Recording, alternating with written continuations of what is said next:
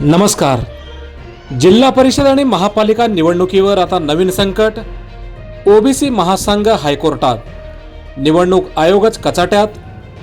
काय घडलं नेमकं पाहूयात. बातमी सविस्तर पाहूयात, पण त्या अगोदर जर आमचं चॅनल सबस्क्राईब केलं नसेल तर हॅलो सोलापूर न्यूज चॅनलला सबस्क्राईब करा, जेणेकरून महत्त्वपूर्ण बातम्या आपणास लवकरात लवकर पोहोचतील.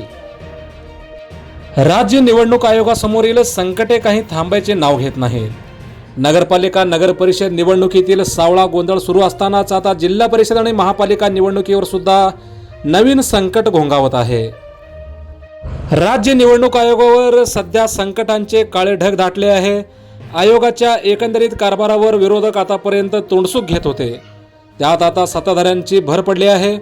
मुख्यमंत्री देवेंद्र फडणवीस यांच्यासह महायुतीमधील इतर पक्षांनी सध्याच्या घडामोडीसाठी निवडणूक आयोगाला दोषी ठरवत नाराजी व्यक्त केली आहे.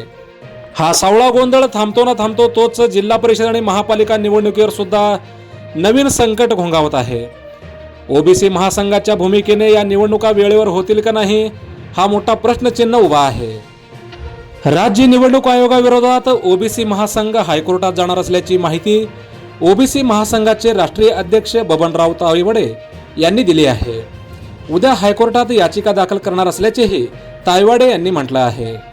स्थानिक स्वराज्य संस्थांच्या निवडणुकीत ओबीसी प्रवर्गाला कमी आरक्षण मिळाल्याचा आरोप देखील तायवाडे यांनी केला आहे.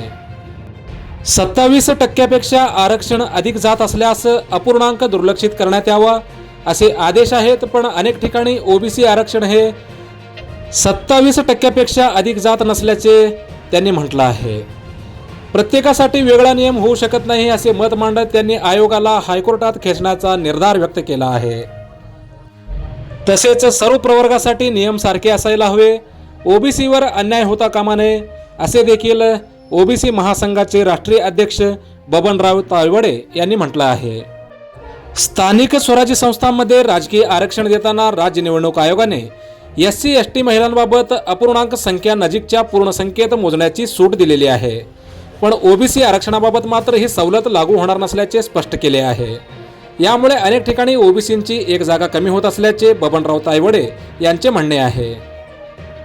बबनराव तायवाडे यांनी निवडणूक आयोगाला पत्र लिहून नव्याने पूर्णांक संख्या गृहीत धरून ओबीसी आरक्षण लागू करण्याची विनंती केली होती, पण ही विनंती मान्य न झाल्याने या अन्यायाविरोधात ते आता हायकोर्टात दाद मागणार आहेत. माननीय सर्वोच्च न्यायालयात 50% आरक्षणाची मर्यादा ओलांडल्याप्रकरणी दाखल याचिकावर सुनावणी झाली.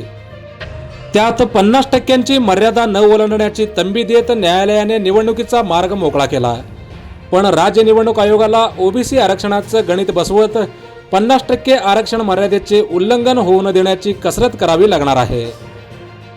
त्यातच आता ओबीसी आरक्षणावरून हायकोर्टात दाद मागण्यात येणार असल्याने आयोगासमोर नवीन संकट उभं राहिलं आहे. महानगरपालिका आणि जिल्हा परिषद पंचायत समिती निवडणुकीसंदर्भातील महत्त्वपूर्ण बातम्या पाहण्यासाठी सबस्क्राईब करा हॅलो सोलापूर न्यूज चॅनल आणि नोटिफिकेशन मिळवण्यासाठी बेल आयकॉन प्रेस करा. धन्यवाद.